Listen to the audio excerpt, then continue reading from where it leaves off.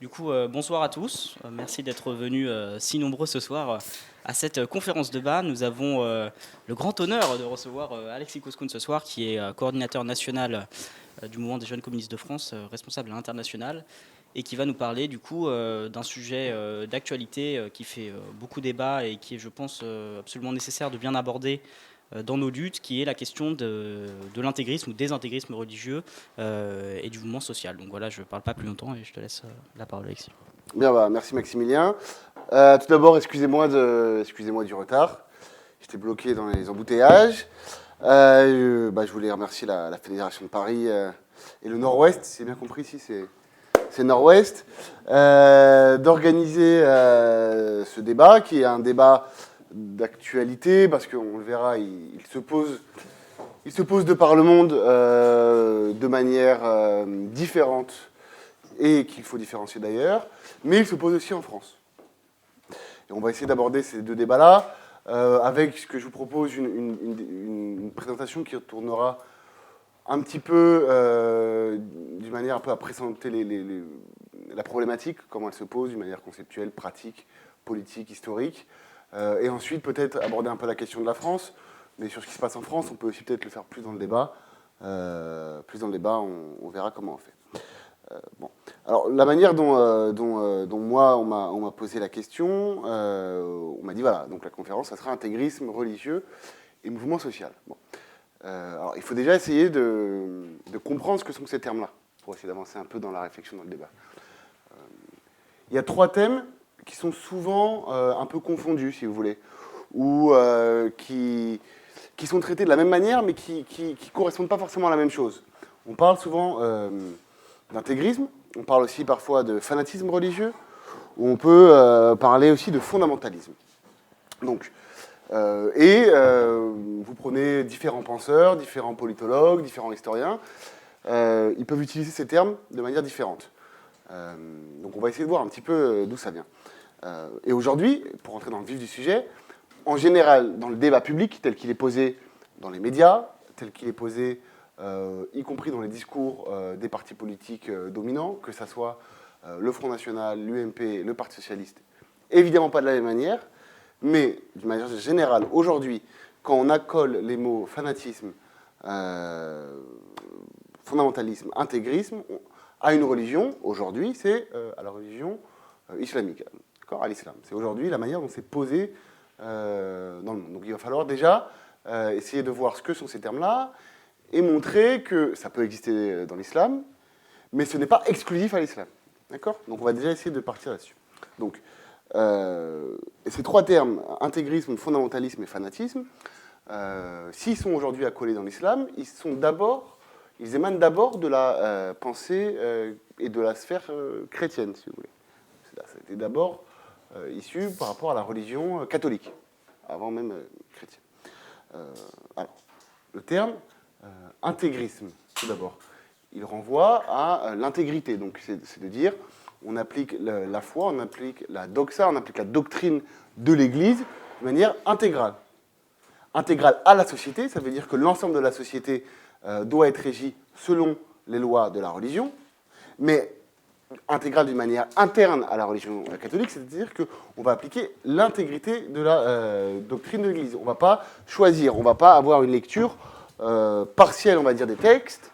Non, la religion doit être appliquée de manière intégrale dans son corpus et intégrale à l'ensemble de la société.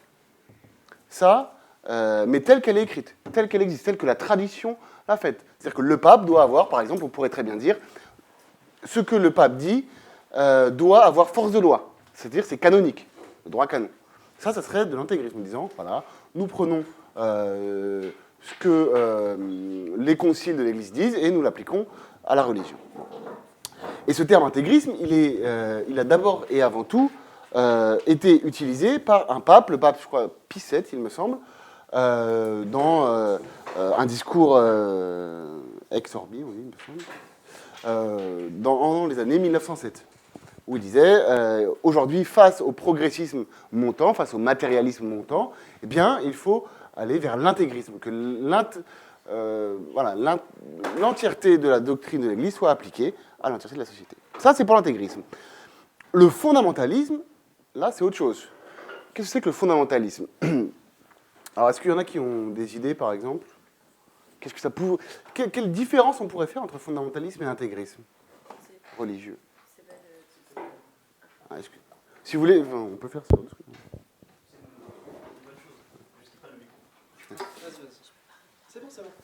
C'est pas des fondements, enfin du début de la religion, quoi, de pas comme tu disais les discours du pape qui font loi, mais juste les premiers textes ou les trucs comme ça. C'est ça, c'est les fondements, c'est-à-dire c'est comment dire, la base d'une religion, on pourrait dire. C'est le fondamentalisme religieux, c'est les gens qui disent, attendez, nous, on ne veut pas s'arrêter à l'évolution de la religion en 2015, par exemple, ou 2016. On ne veut pas... on estime que la religion, telle qu'elle a été à ses origines, eh bien, a dévié de son corps essentiel, de son corps primaire. Ce n'est plus la religion qu'on a connue, ce n'est pas la religion vraie, voilà, ce n'est pas la religion réelle. Eh bien, nous voulons retourner à ses fondements, en opposition à la religion telle qu'elle existe aujourd'hui.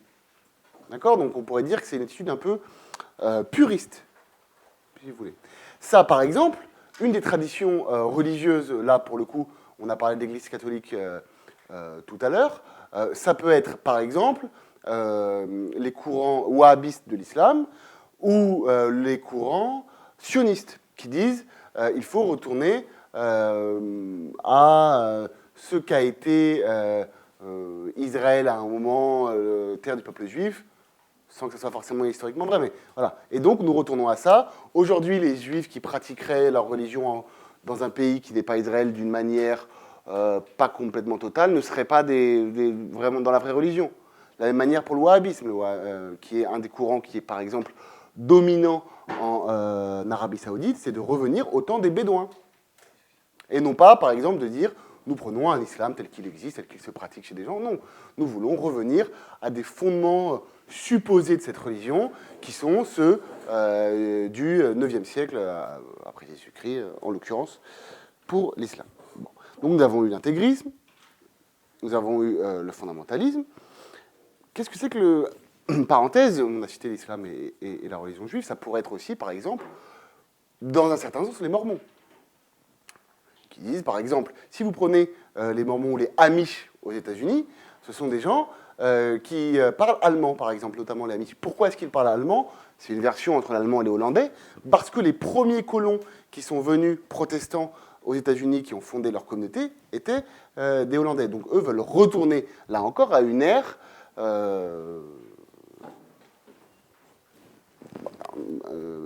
d'avant, une ère précédente, qui serait par essence peut-être l'ère plus pure de leur religion. D'accord? Qu'est-ce que c'est que le fanatisme maintenant? Est-ce que quelqu'un pourrait voir à quoi on se réfère pour voilà, quand on parle de quelqu'un est fanatique d'une religion? Oui, c'est ça, si vous voulez. C'est l'adoration, c'est le fait, c'est peut-être le caractère même déraisonnable, outrancier de dire je ne me fie qu'à une religion, sans en sortir, sans en réfléchir, sans l'adapter. Et ça, c'est quelque chose qui a d'abord été utilisé, un terme qui a d'abord été utilisé à l'encontre d'une communauté religieuse en France et en Espagne, mais qui s'appelait les jésuites. Vous voyez, ces gens-là sont des fanatiques de la religion, c'est-à-dire qu'ils leur horizon intellectuel, leur horizon rationnel est bouché face aux exigences du monde moderne, d'un monde qui évolue, et ils ne se réfèrent qu'à une seule idée essentielle. Bon. Donc vous voyez, vous avez ces termes-là, intégrisme, fondamentalisme, fanatisme. Donc alors, moi je les ai un peu séparés, mais pour mieux les unifier derrière. Parce que nous, la manière dont les philosophes marxistes, dont le mouvement communiste en général appréhendent le fait religieux, le fait intégriste, n'est pas une manière de faire de l'exégèse, si vous voulez. Ce n'est pas de dire on va prendre une pratique d'individu ou de groupe social vis-à-vis des textes sacrés. D'accord? Ce n'est pas une manière. Voilà, on n'essaie pas pour comprendre la religion catholique, par exemple, en lisant la Bible et en comparant. On essaie de voir comment, socialement, cette religion peut être utilisée. Et c'est un peu de cette manière-là que nous, on va traiter la question intégriste aujourd'hui, avec une définition très inspirée, par exemple, si vous cherchez des références, il faudrait aller voir du côté de Emmanuel Leroy-Ladurie ou de Leroy tout court, qui est un autre auteur, qui donne des définitions plus politiques de l'intégrisme. Et c'est sur cette définition-là que nous, on va essayer de travailler, qui mixe un peu les trois choses qu'on a pu dire, mais en gros, comment est-ce que le fait religieux peut être utilisé comme une clé de compréhension du monde, une clé d'organisation du monde et une clé de combat politique. Donc comment est-ce que le fait religieux est utilisé par des groupes sociaux organisés pour traiter de la compréhension du monde et de l'organisation du monde. Et non pas de la religion dans la sphère privée, intime, qui est du ressort de la conviction personnelle. Donc c'est de cette manière-là, si vous voulez, qu'on va essayer de traiter le sujet aujourd'hui. D'accord? Donc c'est un petit peu de toutes ces trois définitions-là, mais c'est vraiment dans le rapport au fait social, au fait politique. Donc, d'abord, il faut quand même partir d'un point de vue, c'est comment est-ce que vous définiriez la religion et parce qu'on ne peut pas, dans un cas qui mêle intégrisme religieux et mouvement social, on ne peut pas complètement oublier cette question. Mais comment est-ce que vous définiriez la différence, par exemple, entre quelqu'un qui a une approche religieuse des choses, quelqu'un qui peut avoir une approche plus matérialiste des choses, du fait social, hein, je dis bien, je ne parle pas des convictions personnelles. Comment est-ce que vous feriez une distinction? C'est-à-dire, bon, nous, on est communistes, donc a priori, on a plus une approche qu'on appelle matérialiste des choses, c'est-à-dire on estime que la chose précède l'idée, si vous voulez, la chose crée l'idée. Voilà, on vous dit une religion, quelqu'un dit voilà, moi, une religion en tant que fait social. Comment est-ce que à quoi ça vous fait penser? Qu'est-ce que c'est pour vous le fait religieux vis-à-vis du fait social?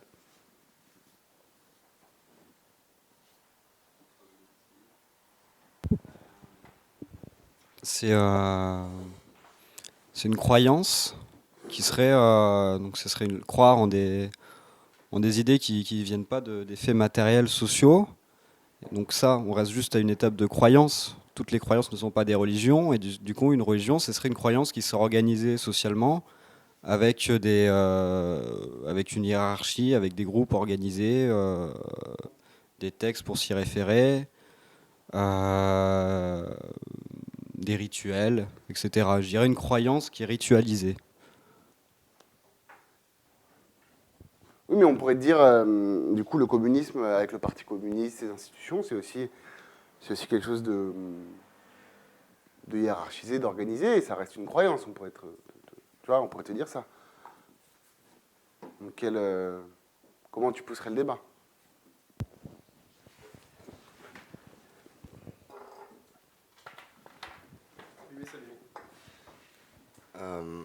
Moi, je définirais ça comme plutôt une béquille, hein, pour certaines personnes, ou comme le dit Nietzsche dans Le Gai Savoir, c'est une béquille pour les gens.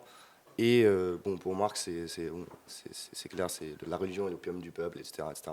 Ça renvoie aussi il prend pas l'opium comme exemple par hasard, puisque c'est un peu plonger les gens dans une espèce de rêve, dans une réalité autre, et la recherche de la transcendance par Dieu, etc., etc. Donc moi je dirais que c'est même une aliénation qui est importante. D'accord. Moi, je dirais que la différence, elle se fait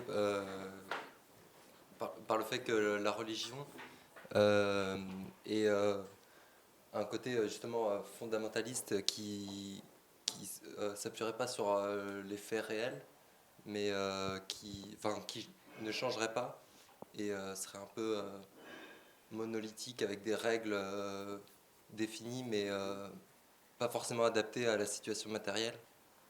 Contrairement aux matérialistes qui s'adaptent en fonction de la situation. Quelqu'un d'autre veut intervenir? Bah, écoutez, il y a plusieurs choses qui peuvent être dites et on va pas clôturer ce débat. Vous avez par exemple des penseurs aujourd'hui, des philosophes qui ne sont pas communistes, mais qui font une analyse de Marx et qui font 2 tomes pour expliquer pourquoi, selon eux, Marx est un philosophe chrétien. Voilà. Donc c'est toujours compliqué, c'est un débat qui existe, qui existera en permanence dans le mouvement communiste, dans le mouvement progressiste au sens large. Mais quelques petites choses que l'on peut dire, c'est qu'une des différences fondamentales entre une approche matérialiste, progressiste des choses et une approche religieuse des choses, c'est que, en réalité, postuler le fait religieux avec la question de l'opium du peuple, mais n'oublions jamais que Marx ne s'arrête pas à l'opium du peuple. Marx dit c'est l'opium du peuple, mais c'est nécessaire pour la classe ouvrière qui souffre. Ça permet voilà, pour certains qui sont vraiment croyants, de passer outre certaines souffrances sociales. Mais la différence fondamentale, c'est la possibilité d'influer sur le destin aujourd'hui. Si on est dans un phénomène religieux, notamment au niveau social, c'est de dire il y a des difficultés, ma foi m'aide à les supporter, à concevoir plus tard un monde meilleur, mais pas forcément à les changer, à les révolutionner. D'accord ? Donc d'où la question de partir, comme ça a été dit, des faits, des choses telles qu'elles sont. D'accord ? Et ça va être important pour nous pour comprendre ensuite la manière dont les débats ont pu se poser historiquement et peuvent se poser aujourd'hui entre les gens qui défendent le progrès social et au sens large, et d'autres mouvements politiques qui sont plus sur une approche religieuse, où, eh bien, en réalité, au fond, l'homme n'a pas forcément de prise sur le destin. D'accord ? Donc, on va rentrer là un peu plus dans le vif du sujet, pour voir un petit peu aujourd'hui comment, dans le monde, la question de l'intégrisme, elle se pose. Donc, pour le dire clairement, aujourd'hui, on allume n'importe quelle télé, on fait n'importe quel sondage auprès de la population, on leur dit intégrisme religieux, les gens renvoient à l'islam. Bon. Ça ne veut pas dire que ça n'existe pas dans l'islam. Ça ne veut pas dire, néanmoins, que c'est exclusif à l'islam. Le fait, aujourd'hui, en 2016, le fait fondamentaliste, intégriste, violent, n'est pas l'apanage d'une religion. Il est aujourd'hui, on va le montrer, partagé par l'ensemble des religions de la planète, qui ont chacun leur courant fondamentaliste, intégriste. Mais sur la question de l'islam, parce qu'elle est mise en avant dans les médias, il y a quelque chose qui est important à dire, c'est que, et là, pour vous donner encore une référence, si vous voulez un petit peu approfondir le sujet plus qu'on le fait ce soir, moi je vous conseille d'aller lire un historien qui s'appelle Georges Corm, qui est un historien, homme politique libanais, qui n'est pas communiste d'ailleurs, qui est très à gauche, mais qui n'est pas communiste, et qui a développé une idée de la fascination de l'islam, en disant il y a eu le choc des civilisations qui a été énormément mis en avant par un penseur comme Huntington et puis par ses successeurs, d'un choc des civilisations. On aurait une civilisation judéo-chrétienne, une civilisation arabo-musulmane, ce qui historiquement n'a aucun sens, ça on y reviendra, parce qu'en réalité, tout le bassin méditerranéen est issu de la tradition, par exemple, latine ou grecque, et a peut-être beaucoup plus en commun autour de la Méditerranée qu'un Français avec un Estonien, par exemple. En réalité, au fond, d'une manière tant historique que politique, que sociale, que culturelle. Donc, il y a ce choc des civilisations qui a, si vous voulez, enfermé toutes les populations des pays du sud de la Méditerranée, des pays du Moyen-Orient, dans la case civilisation musulmane.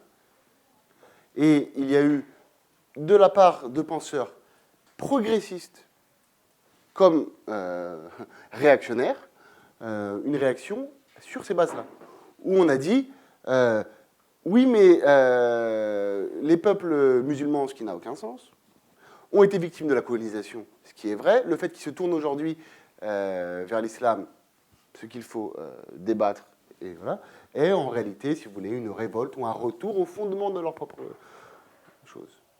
Et si on regarde bien, il y a des grands débats, y compris au Proche-Orient, qui sont tout autres que ceux religieux. Et ça, c'est important à comprendre. Donc, fermons la parenthèse pour l'instant, juste sur cette stigmatisation d'une religion qui n'a pas de sens, mais qui malheureusement produit des effets pervers, si vous voulez, où des gens, pour, si vous voulez, lutter contre cette stigmatisation, vont se mettre à défendre les musulmans en les mettant dans le même sac, sans interroger leur parcours historique personnel, leur pays d'appartenance, leur bord politique, leur orientation religieuse qui peut être différente. Donc, quel type d'exemple de fondamentalisme il y aurait aujourd'hui de par le monde. Religieux. On parle de religieux pour l'instant. Qu'est-ce que vous citeriez? Qu'est-ce qui vous vient à l'esprit comme... vous pouvez dire une situation géographique, par exemple. Ouais.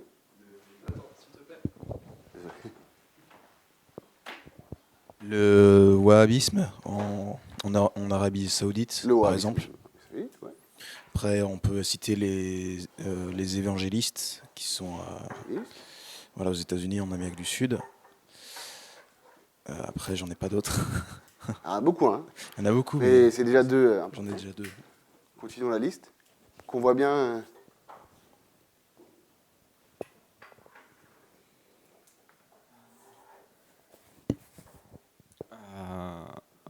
Certains courants, merde, je sais plus le nom de la religion, au Tibet, certains moines, Mhm. le Dalai Lama, je crois que c'est une lecture très fondamentaliste de la religion bouddhiste.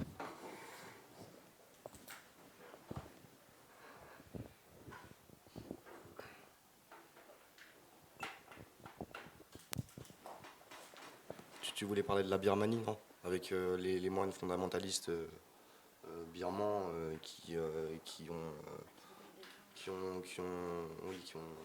comment dire, exclu et tué énormément de la minorité musulmane, les Rohingyas. Rohingya. Ouais, voilà.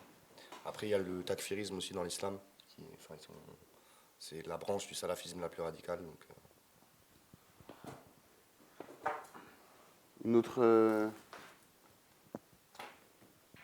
idée, puis on va après un peu développer les exemples.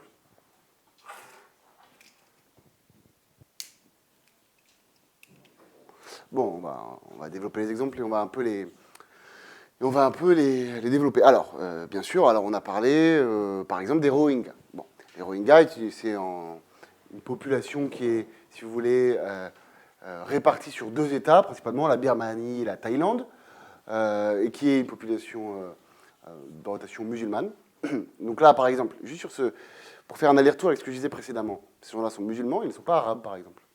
Oui, alors que c'est pour ça que c'est toujours dangereux de mettre une population entière dans une religion ou l'inverse. Eux sont asiatiques. Bien qu'ils sont victimes de massacres de grande importance et organisés par des moines bouddhistes. Alors que interroger n'importe quelle personne dans la rue, le bouddhisme, c'est la paix, c'est peace and love, c'est tout le monde il est beau, tout le monde il est gentil. Et puis le Dalai Lama, c'est l'homme le plus gentil de la Terre. Non, c'est pas vrai. Parce que il y a, si vous voulez, ce qui se passe en Birmanie avec les Rohingyas, mais au Bangladesh, vous avez exactement la même situation. Où là aussi, une majorité le Bangladesh est un pays majoritairement musulman, mais il y a des parties où c'est des régions où c'est les bouddhistes qui sont en majorité. Et bien là, il y a également des exactions.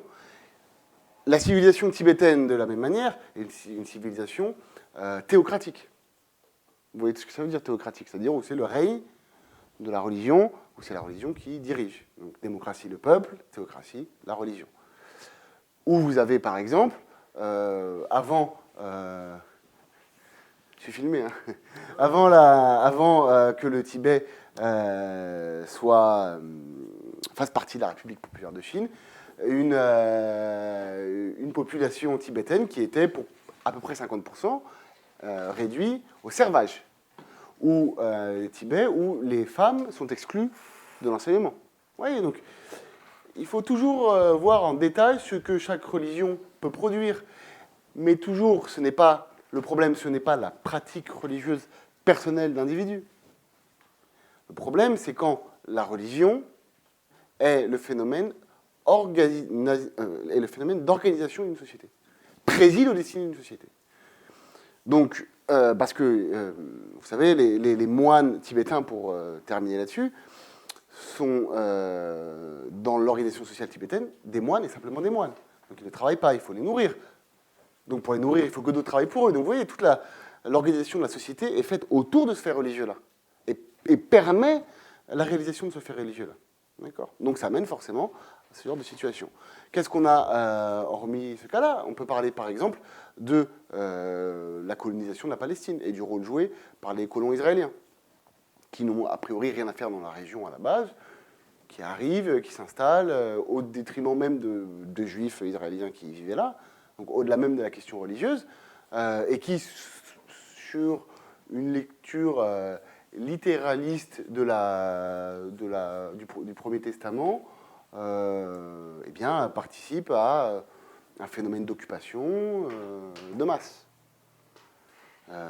Alors même que on sait au moins depuis Spinoza, que ce qui est contenu dans le Premier Testament n'est absolument pas une vérité révélée. Il y a des contradictions internes au texte.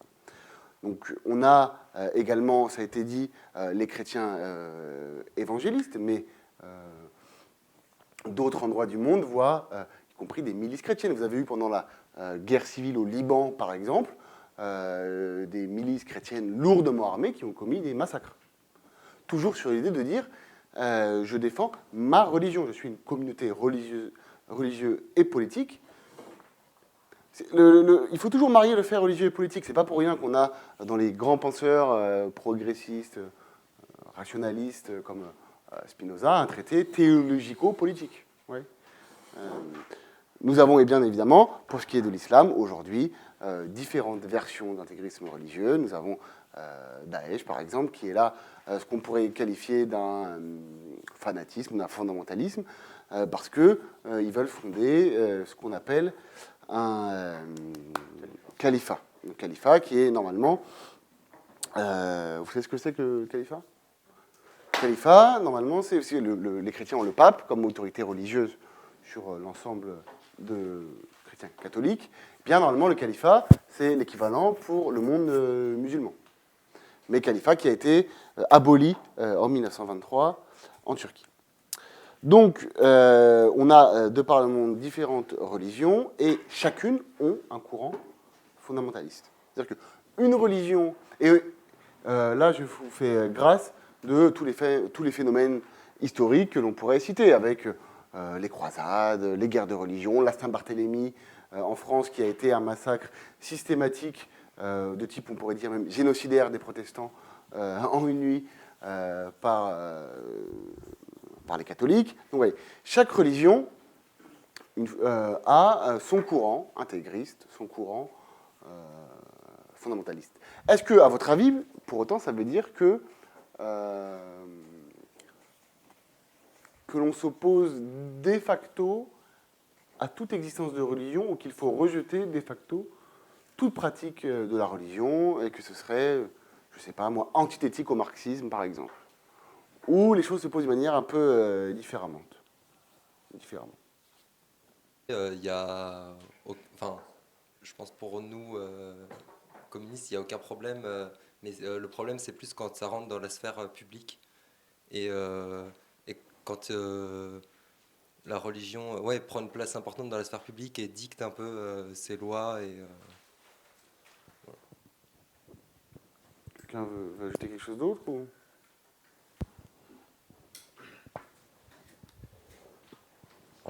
Sans parler de laïcité, comment dire, il y a des courants religieux comme les néoplatoniciens par exemple.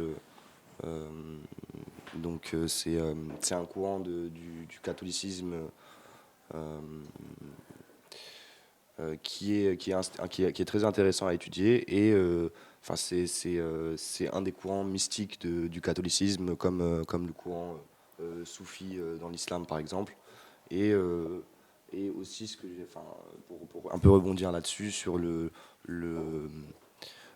comment dire l'émancipation prônée par le communisme, faut pas tomber non plus dans un ethnocentrisme et dire que oui, on se pose comme des libérateurs de la religion, etc. Par exemple dans les pays arabo-musulmans, je trouve que ça me semble un petit peu colonialiste de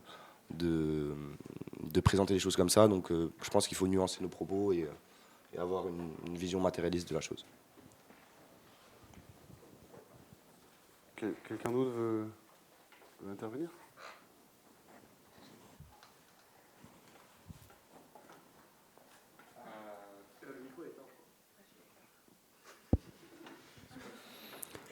Non, je sais pas si ça a été, oui, je crois que ça a été un peu dit, mais la religion naît dans des situations sociales particulières et dans c'est très globalement un recours face au désespoir. Donc derrière désespoir, en tant que matérialiste, on peut donner actuellement le capitalisme, d'autres systèmes d'oppression économique auparavant. Donc du coup, on peut pas décréter la fin de la religion, on peut pas interdire à quelqu'un d'être religieux, puisque la religion naît d'une situation sociale.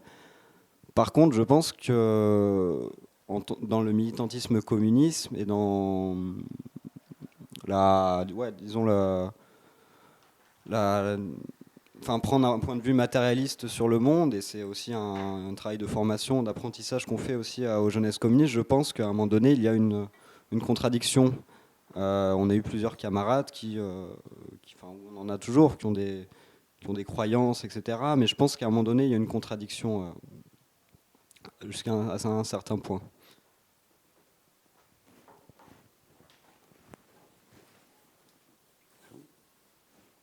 Alors, bon, cette question a, comme toutes les grandes questions qu'on a aujourd'hui, fait l'objet de nombreux débats dans l'histoire de ce qu'on peut appeler le mouvement ouvrier. Vous avez par exemple, dans le parti bolchevique, en 1909, un débat qui s'ouvre, et vous pouvez regarder, vous tapez sur Google et vous tombez dessus directement. Il y a un texte de Lénine qui est très intéressant, et qui s'appelle Des tâches du parti ouvrier à l'égard de la religion. C'est un texte de 1909.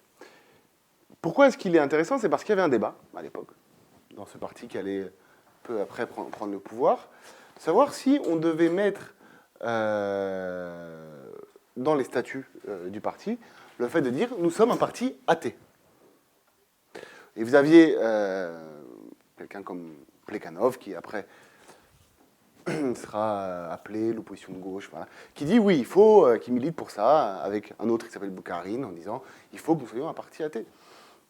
Et Lénine dit non. Il dit bien sûr, nous sommes un parti scientifique. C'est-à-dire que nous analysons, en tant que communistes, en tant que progressistes, les choses d'un point de vue scientifique, c'est-à-dire en partant des choses réelles, en partant des choses matérielles. Oui, nous voulons apporter à la population toutes les clés de compréhension du monde possible. Et nous pensons que la religion n'est pas une de ces clés de compréhension-là.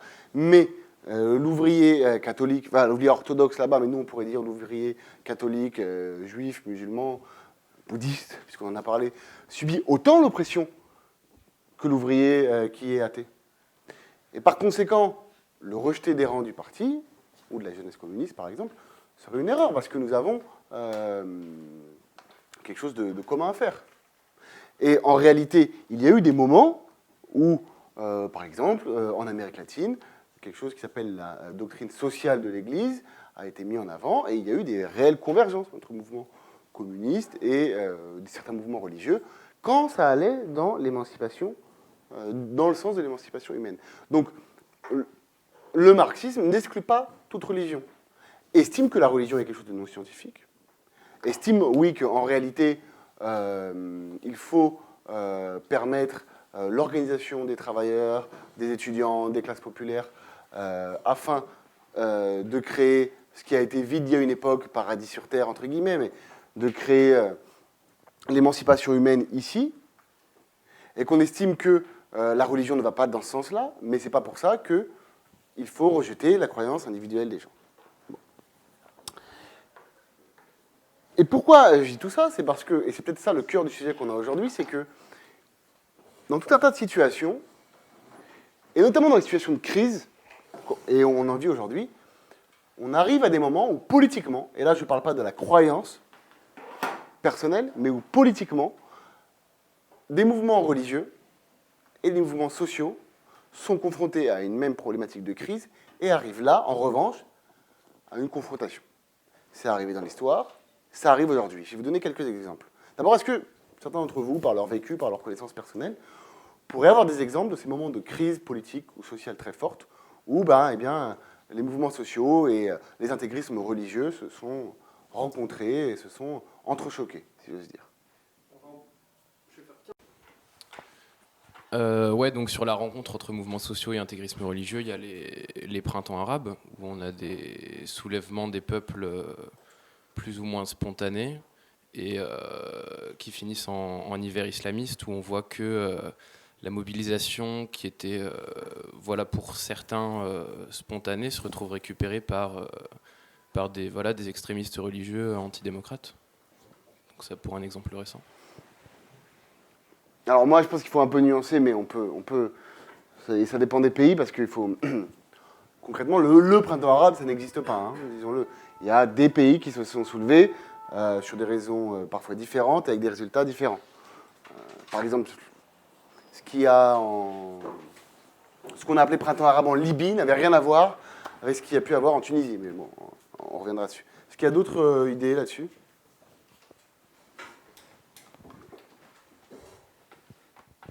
Je pense que l'exemple d'un mouvement récent, on voit une forme de convergence entre un mouvement social au sens sociologique du terme, et le fait religieux et les organisations religieuses. Ce serait par exemple la question, la manif pour tous en France. On a vu un certain nombre d'organisations catholiques, et dont des organisations extrêmement radicales, comme par exemple Civitas, s'allier avec un mouvement de protestation, en l'occurrence, qui était le mouvement contre le droit au mariage pour les homosexuels. D'autres Là, vous pouvez reprendre la parole, bien sûr, mais je vous l'avais dit au début, il faut bien voir la question, et la question qu'on traite aujourd'hui sous le prisme de la religion en tant que fait social d'organisation et de compréhension du monde. Et c'est bien dans des périodes de crise ou de situations politiques intenses, d'emballement de l'histoire, on pourrait dire, où il y a parfois confrontation, parfois liaison, sur des situations propres, entre le mouvement social, le mouvement populaire, c'est-à-dire la mise en dynamique de larges masses de la population, dans un but qui soit progressiste, qui soit réactionnaire, pour reprendre l'exemple de Maximilien, et le fait religieux. Souvent, et d'une manière majoritaire, dans l'histoire notamment, nous avons eu une confrontation dure, très dure, parfois sanguinaire, entre le mouvement syndical, communiste, progressiste, socialiste, et le fait religieux. Pourquoi ? Bien parce que, notamment pendant le temps de la guerre froide, dans beaucoup de pays en développement ou décolonialisés, il y avait une montée en puissance, pas forcément d'un type de socialisme particulier, mais au moins d'une vision progressiste des choses. Eh bien, prenons vraiment un cas comme l'Égypte. D'accord ? L'Égypte est important, pourquoi ? Parce qu'en Égypte, l'Égypte est le lieu, si vous voulez, de naissance d'un grand mouvement intégriste aujourd'hui qui joue un rôle très fort dans le monde entier, qui s'appelle les Frères musulmans. Bien. L'Égypte était une colonisation sous colonisation anglaise. Colonisation dure, économique, avec pillage de richesses minières, utilisation du canal de Suez. Bon. Il y a une grande lutte pour l'indépendance. Dans cette lutte pour l'indépendance, 3 grands mouvements, on va dire, sont les moteurs de cette lutte pour l'indépendance en Égypte. Nous avons d'un côté le mouvement communiste, qui a été, dans ces années-là, toujours à l'avant-garde, ou au moins une part importante de la lutte contre la colonisation. Le mouvement panarabe, ou moderniste, on pourrait dire, qui est le mouvement dirigé par quelqu'un qui s'appelle Nasser. Alors, il viendra ensuite, mais c'est ce mouvement-là. C'est aussi, par exemple, tout ce qu'on va appeler les mouvements baasistes, si vous voulez, dans cette région, proviennent de ça. Et le troisième mouvement qui a mené cette lutte de décolonisation est le mouvement des Frères musulmans. D'accord ? Eh bien, c'est un fait que pendant cette lutte contre la colonisation, ces 3 mouvements ont travaillé en commun, de concert. Sauf qu'arrive le moment intense et l'emballement de l'histoire au moment où le règne britannique s'affaisse. Et on comprend, chaque force politique qui était engagée dans cette lutte anticoloniale comprend en réalité que le règne des Anglais est devenu complètement anachronique et ne durera pas, et nous sommes dans une reprise du pouvoir du peuple égyptien de son propre pays. Eh bien, à ce moment-là, entre des forces qui veulent un progrès économique et politique, des forces qui veulent un nationalisme exacerbé et aussi un progrès, pas forcément démocratique, mais un progrès scientifique et politique, et les forces des frères musulmans, eh bien, arrive un affrontement aussi de quelle Égypte nous voulons, enfin, quelle Égypte ils voulaient à l'époque. Eh bien, dans un grand mouvement populaire de cette manière-là, le Parti communiste et ses syndicats organisent des grèves de masse pour hâter la fin du règne britannique. Eh bien, à cet exemple précis, par exemple, les frères musulmans, eux, appellent à ne pas participer à ces grèves-là. On voit qu'il y a un début de scission dans ce mouvement anticolonial parce que les objectifs politiques sont fondamentalement différents. De la même manière, si vous prenez les années de la Première Guerre mondiale en France, il existe dans la religion chrétienne un fort courant pacifiste. C'est une réalité. Il existe un courant pacifiste. Si on prend une certaine lecture de la Bible, comme du Coran, comme de la Torah, eh bien, on ne veut pas de la guerre, on veut que les gens soient heureux. Donc il existe un courant pacifiste. Alors même que le mouvement communiste pendant l'entre-deux-guerres en France joue un rôle de défaitisme, ce qu'on appelle le défaitisme révolutionnaire, de dire on ne participe pas à cette guerre, on n'envoie pas nos soldats au front, on fait de la propagande dans les bataillons des différentes armées d'ailleurs, des différents pays belligérants à l'époque. Le pacifisme chrétien, lui, va s'exprimer d'une manière complètement différente. On va envoyer des gens au front pour encadrer les soldats et pour, via quelque chose qui va s'appeler la Croix-Rouge, pour panser les blessés, si vous voulez. Donc, d'une manière concrète, ici, nous avons deux courants qui se réclament, à l'époque au moins, du pacifisme, de la fin des conflits, qui vont s'exprimer de manière différente et qui parfois vont mener à un antagonisme. Parce que dans chaque pays, la religion jouera quand même un rôle d'accompagner son propre pays belligérant. En disant oui, nous sommes là pour quand même panser les blessés, quand même appeler à la fin des conflits, mais l'évêque de Paris bénira les armées françaises de la même manière pour le clergé allemand, de la même manière pour le clergé anglais. D'accord ? Et tout soldat réfractaire qui ira faire de la propagande révolutionnaire pour la fin du conflit à ce moment-là, eh bien, sera qui dénoncé par ces pacifistes chrétiens, qui encadrés, qui arrêtés. Donc vous voyez que dans les grands moments historiques, il y a des conflits entre le mouvement social et le mouvement le fondamentalisme, l'intégrisme religieux, parce que la clé de lecture n'est pas la même. Et c'est pour ça que pourquoi est-ce que je prends ces deux situations-là ? C'est parce que, pour en revenir à aujourd'hui, il faut, dans la situation actuelle, être très très fin, au niveau notamment international, sur tout ce qui se passe, pour bien comprendre les situations. Ce n'est pas parce que quelqu'un... comment dire ? Prenez par exemple la puissance américaine. Vous avez des islamistes qui tiennent un discours radical, anti-États-Unis, anti-Guantanamo, anti-intervention en Irak, anti-Afghanistan. Et qui d'autre que nous pouvons, nous disons à peu près la même chose. C'est-à-dire nous sommes aussi contre la guerre en Irak, contre la guerre en Afghanistan, contre l'impérialisme américain. Néanmoins, je vais citer un trotskiste, ce que je ne fais pas souvent, Ben Saïd, qui disait « Tout ce qui bouge n'est pas rouge ». Et c'est une phrase qui, pour le coup, est assez intéressante parce que aujourd'hui, dans des situations, on vit avec la crise économique, avec la crise du capitalisme, avec les interventions militaires à répétition, on vit des moments peut-être d'emballement de l'histoire, d'accélération des antagonismes de classe, d'accélération des antagonismes sociaux. Bien, vous avez des groupes religieux intégristes qui vont se mobiliser sur des thèmes proches des nôtres, parfois. C'est une réalité. Est-ce qu'il faut rejeter les gens qu'ils influencent ? Non. Ils influencent certaines personnes. Quand le pape, par exemple, prononce un discours en disant bien, il faut arrêter la guerre en Syrie, il influence un nombre de catholiques. Quand un imam intégriste quelque part dit eh bien, il faut s'opposer à l'intervention américaine en Irak, il influence un nombre de personnes. Et ces gens-là sont de bonne foi. Donc il faut arriver à maintenir un dialogue avec les gens qui sont influencés par ces forces-là.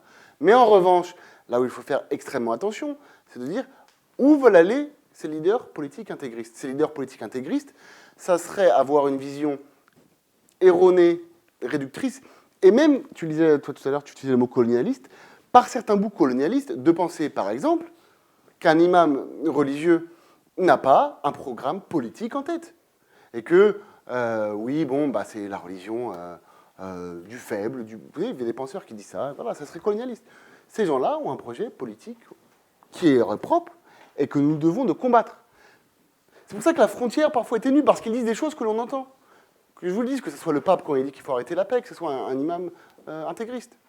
Ils ont toujours à cœur de travailler avec les gens qu'ils influencent, mais il faut toujours démasquer et s'opposer au projet politique qui peut avoir lieu derrière. Enfin, quelque chose qui est important et qui perce aujourd'hui au travers de l'intégrisme. Et notamment, là, pour reprendre plus l'approche de termes fondamentalistes que j'avais appelé au début. Aujourd'hui, on est dans un mouvement où le capital, les forces du capital, les classes dominantes, on l'a dit, sont en phase de crise très forte. Eh bien, vous avez des contestations qui naissent. Partout. Vous avez les Goodyear, on a vu les Air France. Il y a eu en Espagne, par exemple, ce qu'on appelait des marées citoyennes contre l'austérité, des millions de personnes. Voilà. L'atmosphère est dure, mais l'atmosphère est voilà.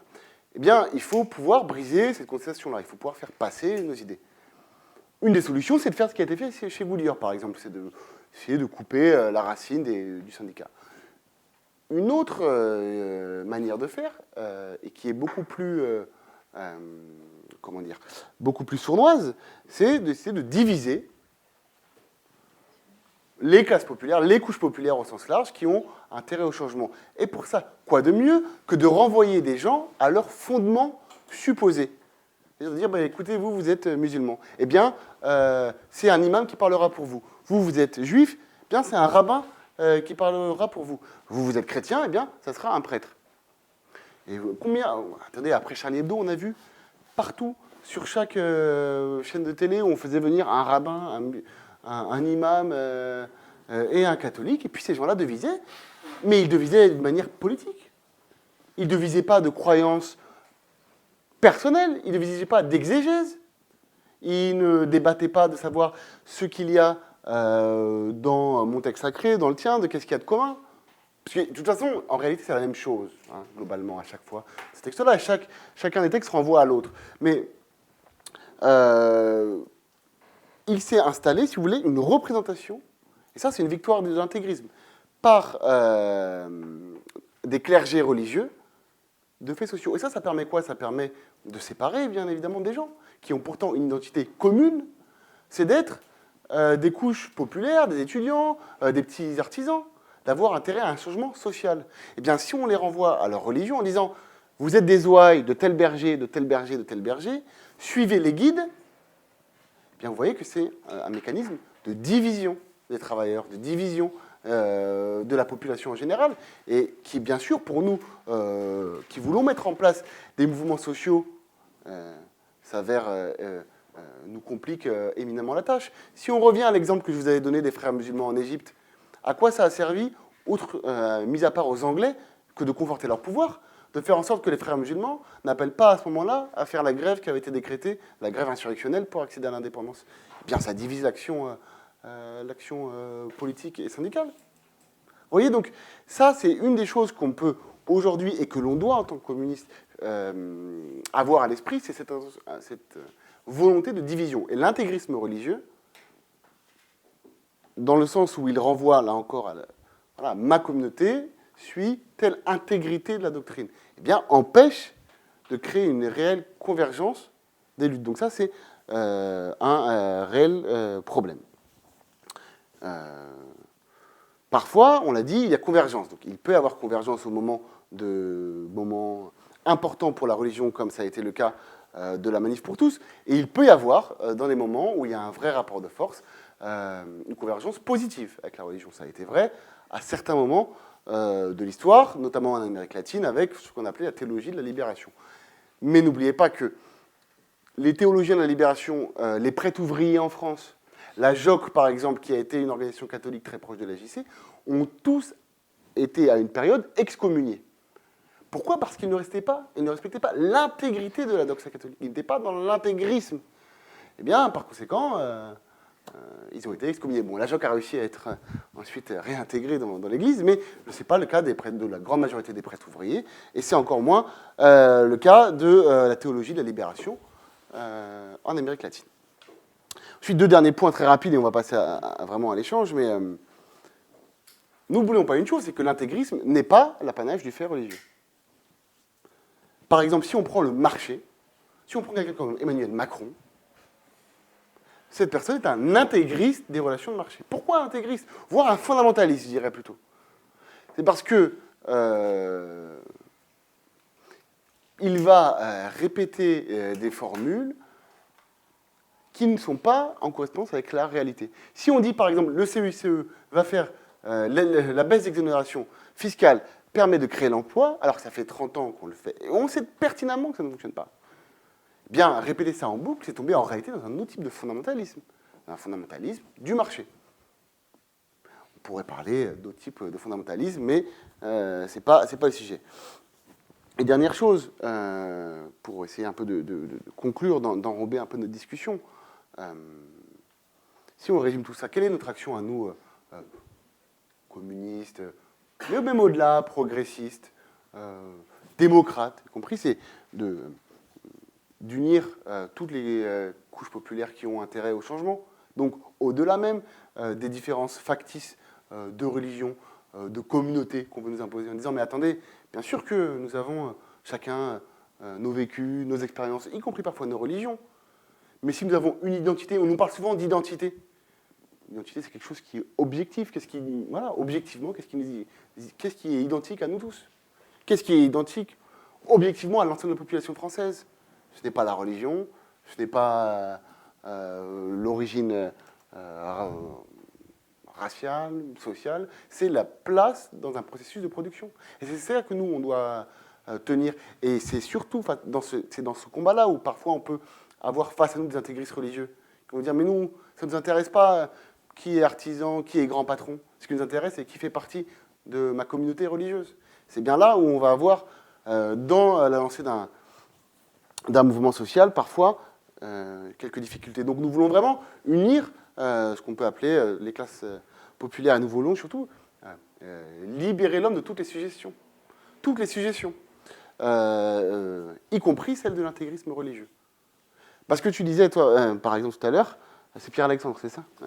Tu disais, oui, mais, et je terminerai par là, mais dans certains pays, on ne peut pas leur imposer la laïcité, mais ça, par exemple, ce serait colonialiste. Mais il serait peut-être encore plus colonialiste, en réalité, de dire ça. Parce que, certes, ça part d'un point de vue qui est humaniste, qui est pour la fraternité entre les peuples, mais l'ensemble des peuples du globe ont le droit et ont l'intérêt objectif à la laïcité, au progrès. Et ça serait... parce qu'il y a des gens qui expliquent ça, qui disent, voilà, il faudrait créer, dans les pays arabo-musulmans, comme si on pouvait les définir, ces pays, une troisième voie entre laïcité et islamisme. Mais attendez, nous, on considère en tant que communistes, nos camarades dans ces pays-là considèrent que chaque peuple est rationnel, chaque peuple a le droit de bénéficier à la laïcité. Et ce n'est pas du colonialisme que de vouloir défendre la laïcité dans ces pays-là. Au contraire, l'ensemble des... penser qu'un peuple n'est pas prêt à la laïcité, n'a pas en lui les germes de la laïcité, ça, moi, ça me pose encore plus problème. Parce que de quel droit les Français pourraient en bénéficier et pas, par exemple, les Syriens ?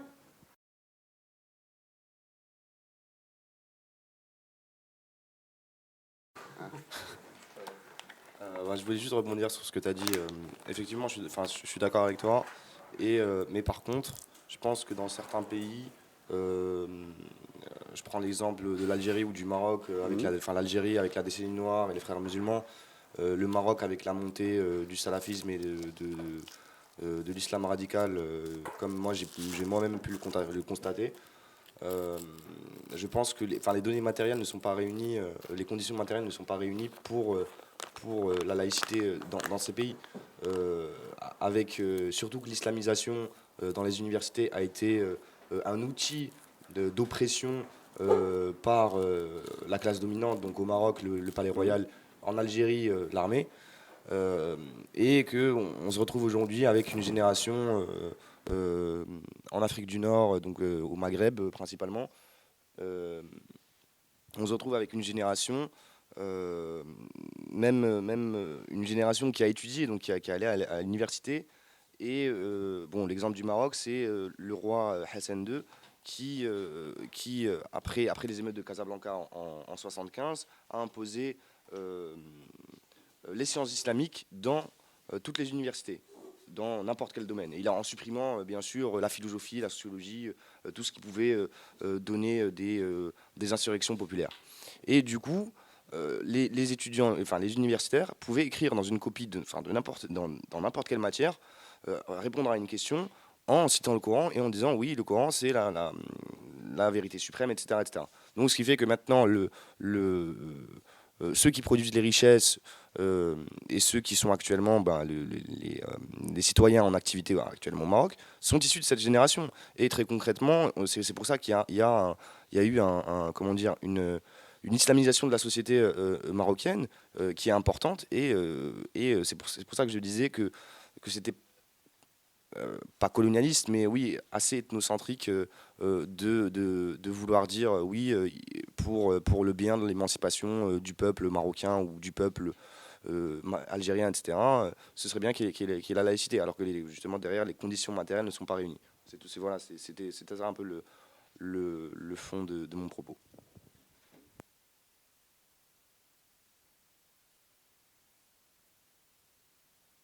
C'est bon, je crois. Nickel. Non, mais moi, je comprends ce que tu veux dire et j'en partage pour une part, parce que d'abord, ce que tu montres, ce que tu expliques sur le Maroc, notamment, ça montre bien ce qu'on disait tout à l'heure, c'est-à-dire que c'est au moment où il y a des révoltes très fortes qu'on va, si vous voulez, utiliser la religion comme outil de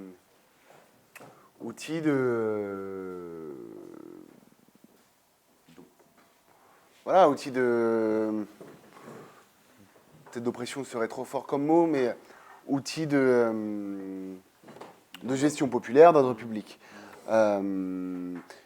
Mais moi, je ne dis pas que c'est j'aime pas ce terme-là parce que je considère que la distinction Occident-Orient, elle est historiquement non fondée, mais c'est pas, si vous voulez, à un Français de dire pour le bien du peuple marocain. Moi, ce que je dis, c'est que le peuple marocain est fondé à demander la laïcité, le progrès. Ce n'est pas dans ses gènes, ou ce n'est pas dans sa pensée millénaire, comme Huntington le laisse penser, que l'intégrisme doit régner dans un pays comme le Maroc. Prenons par exemple l'Iran. L'Iran est un pays du Moyen-Orient avec peut-être l'une des cultures, des histoires les plus riches qu'il ait pu exister dans la région, que ce soit au niveau scientifique, poétique, artistique.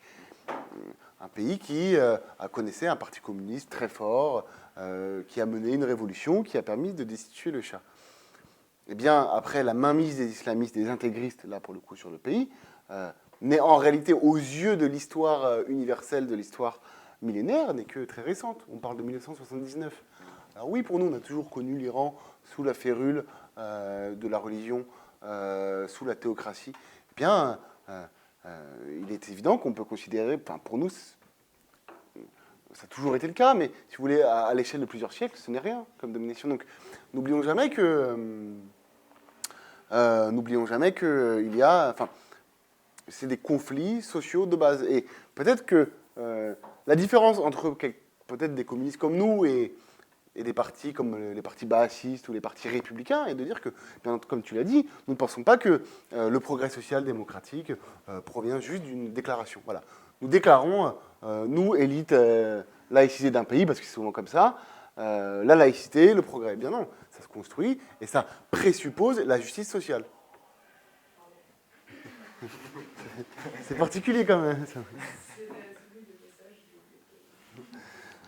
Ouais, si vous voulez, ça présuppose un combat pour la justice sociale. Et ça montre que c'est d'abord dans l'unité populaire que l'on peut construire ensuite la lutte contre l'intégrisme.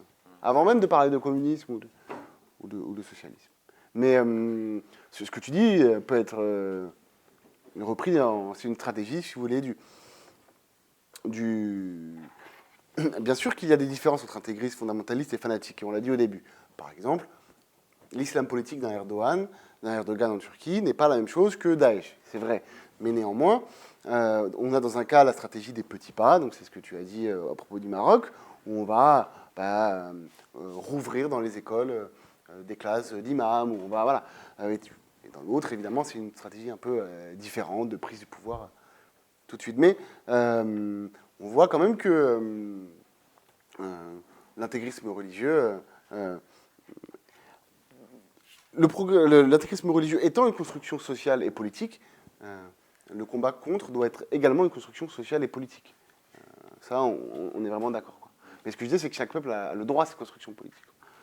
Et a intérêt. Mais ce n'est pas à nous de déclarer, bien sûr, et de mener la lutte. Parce que, par exemple, ce qui a été fait en Algérie, par exemple, par le colonialisme français, a produit, en partie, l'islamisation du pays. Parce que qui, si ce n'est le colonialisme français, a parlé, non pas d'arabes en parlant d'Algériens, mais de musulmans, le colonialisme français. C'est pour ça qu'il faut faire très attention avec certaines interprétations qui renvoient, ne serait-ce que pour d'un point de vue humaniste ou d'un point de vue de recherche d'égalité, qui renvoient les populations issues du Maghreb, du Moyen-Orient, à la catégorie musulman, parce que c'est le même raisonnement que le colon français avait en Algérie. Et bien sûr que ça a fragmenté. C'est le colonialisme français qui a instauré une division entre juifs et musulmans en Algérie avant tout. Donc vous voyez que même quand on veut bien faire, et je ne parle pas des colons en disant on veut bien faire, mais même quand des penseurs aujourd'hui ou des mouvements politiques aujourd'hui disent on se bat pour plus d'égalité, mais quand ils se basent là-dessus sur des étiquettes théologiques factices, eh bien ça peut parfois renvoyer à des choses qui objectivement ne sont ni historiquement ni politiquement fondées.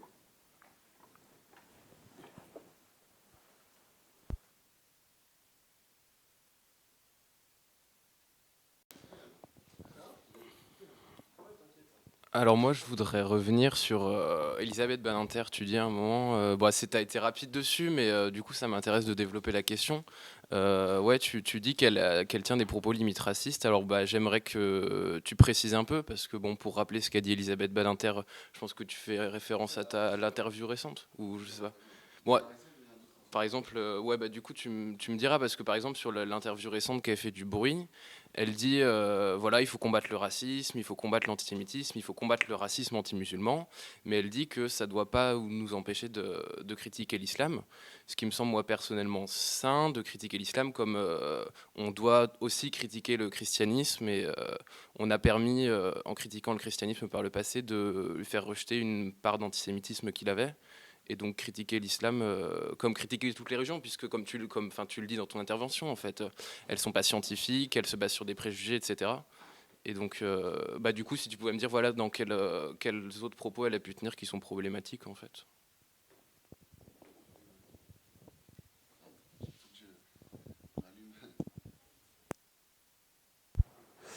C'est bon.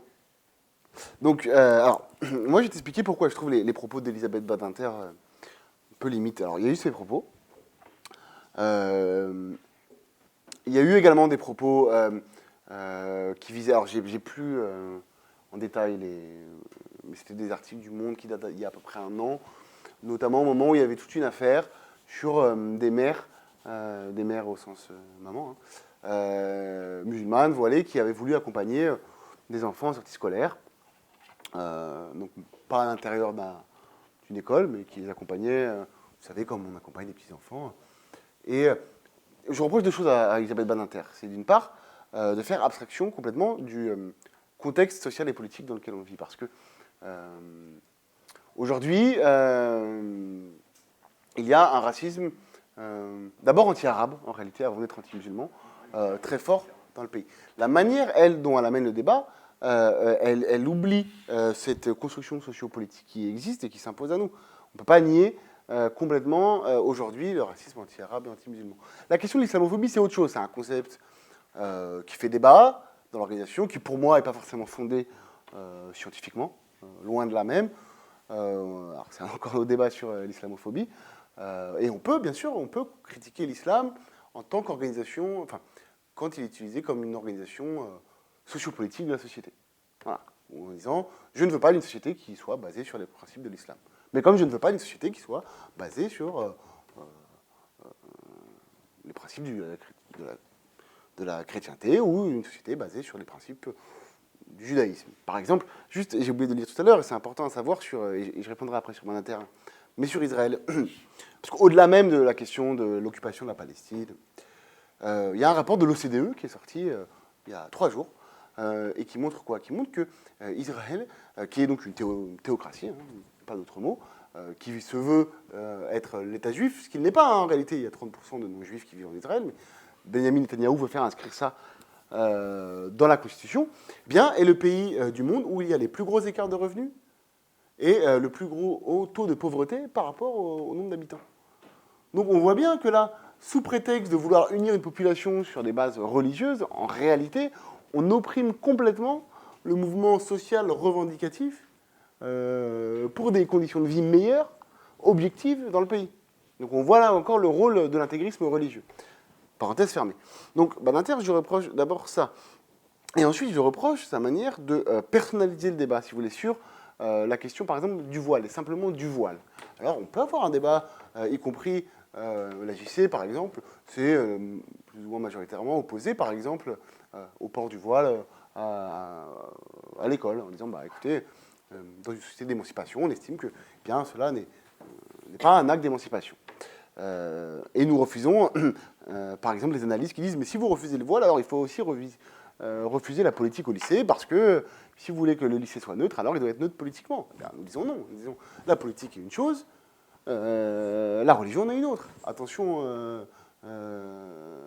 attention à ce que l'on dit. Nous ne disons pas qu'il faut interdire, par exemple, la politique du MJS ou les jeunes républicains, si tant est qu'ils militaient. Mais donc, voilà, nous ne voulons pas leur interdire l'accès aux lieux d'enseignement. Ils ont le droit de faire programme politique.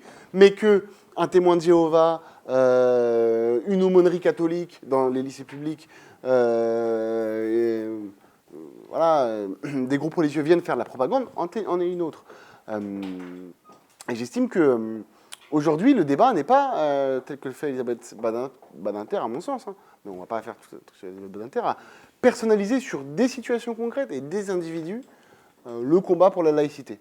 Où elle avait fait signer un texte notamment où elle expliquait que, en réalité, la laïcité était globalement mise en danger aujourd'hui par les musulmans en France. Ce qui n'est pas le cas en réalité.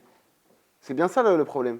Aujourd'hui, en réalité, il n'y a pas une organisation consciente des musulmans pour vouloir mettre en péril la République et la démocratie en France. Il y a des individus intégristes chez les musulmans de France, comme il y a des individus intégristes chez les juifs de France et chez les catholiques de France, qui veulent mettre en péril la laïcité dans ce pays. Oui, et cela, il faut les combattre jusqu'au bout. Jusqu'au bout, en disant, écoutez, nous serons les remparts de la laïcité, de la République en France. Même si ce n'est pas suffisant, même si nous voulons le socialisme pour notre pays, nous voulons l'égalité sociale et politique. Mais quand on fait porter ce combat sur une seule communauté, je trouve que c'est faire le jeu, justement, de ceux qui veulent diviser la France en communautés, de ceux qui veulent justement remettre en cause la laïcité. Ça fait le jeu du Marine Le Pen, par exemple. Et donc, moi, je pense qu'elle se trompe de combat aujourd'hui, quoi. Mais bon, je pourrais dire ça d'Elisabeth Badinter et d'autres intellectuels qui sont un peu dans cette mouvance. J'ai rien de personnel contre cette personne.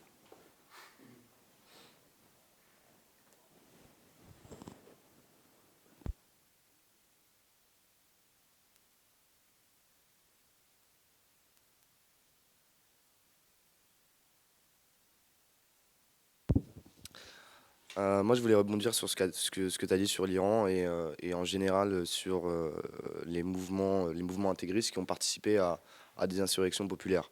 Je prends l'exemple de l'Iran. Je pense que bon, la révolution de 79, c'est un bon exemple parce que justement, le mouvement de Khomeini, c'est un mouvement intégriste dans le sens où les chiites iraniens, parce que l'Iran est un pays majoritairement chiite, et les chiites qui ont suivi Khomeini étaient duodécimains.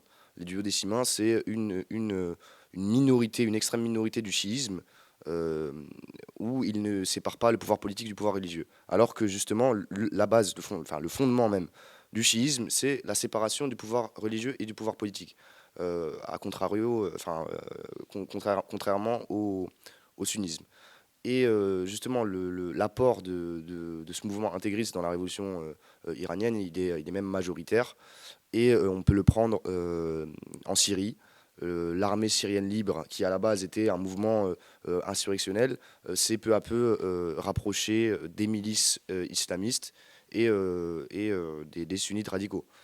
Donc il y a comment dire, cette corrélation entre mouvement intégriste et mouvement progressiste dans les pays comme ceux que j'ai cités, donc l'Iran et la Syrie. Et c'était à peu près tout ce que je voulais dire. Alors moi, je suis vraiment pas un exégète de l'islam ou de toute religion d'ailleurs. Alors je crois que du duodécimain, c'est surtout les 12... comment on dit déjà, les 12 prophètes, enfin il y aura 12 prophètes et que le 12e, il y a eu 11 et que le 12e est ce qu'on appelle le prophète invisible qui va arriver un jour et qui permettra la résurrection. Ils attendent un peu le prophète. Bah, c'est chez les duodécimains comme je suis d'accord avec toi. Après, en revanche, qui autour de la table avait entendu parler de la division entre sunnites et chiites avant ces 10 dernières années? Ou alors avant ces 5 dernières années, pour les plus jeunes d'entre vous? Enfin, en tout cas, c'est quelque chose qui est un fait nouveau et qui est utilisé comme clé d'explication par de nombreux penseurs, notamment anglo-saxons, qui correspond pour partie à une certaine réalité de division des pays, mais qui n'est pas... voilà, pour les communistes aujourd'hui, nous, on estime que la première clé d'explication des conflits, que ce soit en Syrie, que ce soit en Irak, en Afghanistan, n'est pas le fait religieux. Bien entendu, le fait religieux, en tant que fait social, bien, participe des tensions, des affrontements, mais il n'est pas l'élément d'explication fondamentale des affrontements dans ces sociétés-là. Donc il faut quand même essayer de toujours faire attention entre ces divisions. Aujourd'hui, sunnite, elle existe. Est-ce qu'il faut vraiment dire que... parce que par exemple, si on prend le Shah d'Iran avant l'arrivée au pouvoir de Khomeini, était quand même déjà... avait quand même déjà une certaine autorité religieuse, mine de rien.